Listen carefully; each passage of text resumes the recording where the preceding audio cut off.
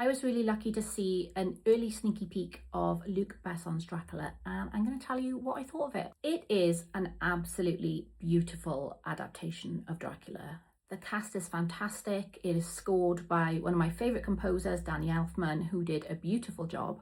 The costumes are gorgeous. It is beautifully shot. But it feels like Luc Besson's Bram Stoker's Dracula. In a year where we've had Frankenstein and Nosferatu, it's been a great year for gothic horror movies and gothic romance movies. I love a gothic movie. I can't profess to be an expert on the subject, but I love everything gothic horror, visually especially.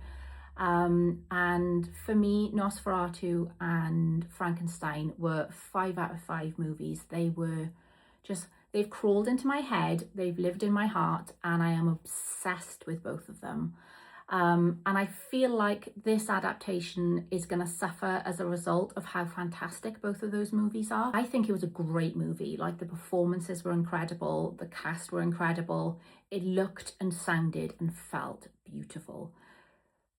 But it just wasn't on the same level of those other two movies. And I feel like it's really bad luck for Luc Besson. Had this movie came out last year, I probably would have absolutely loved it.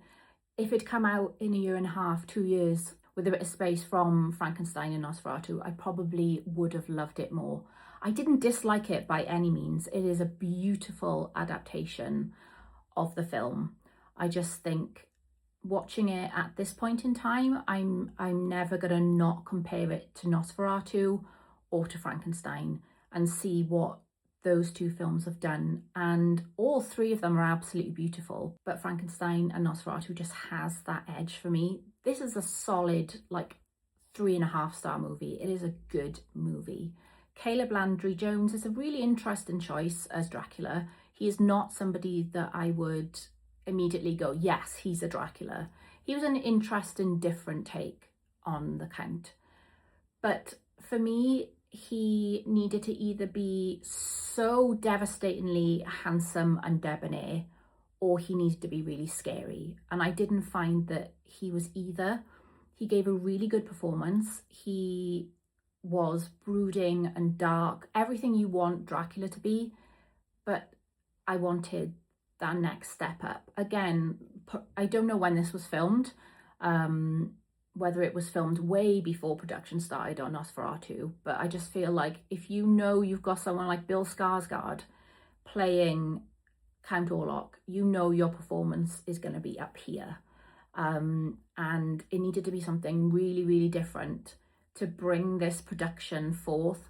It is so beautiful and opulent, but so is Bram Stoker's Dracula. We had that, 20, 30 years ago. We've had that already. This needed to be something entirely different. There were some really interesting choices that I liked. Dracula's Familiars were a really weird choice, but I liked it. I didn't hate it. Didn't expect it, but didn't hate it. The costume and the scenery and everything was just really beautiful, but I didn't feel like anything stood out as being like, whoa, they did something really, really different there. And it feels like a shame, because we know Luc Besson can make beautiful films. We know that cast can make fantastic films. We know that Danny Elfman can make the most beautiful scores, but all of the elements together didn't make, for me, as incredible an experience as I wanted. And like I said, it's a 3.5-star movie. It's a good movie. I enjoyed it, but I just found myself going, oh, well, Nosferatu did that better, or oh, the representation of this theme was done better in this film.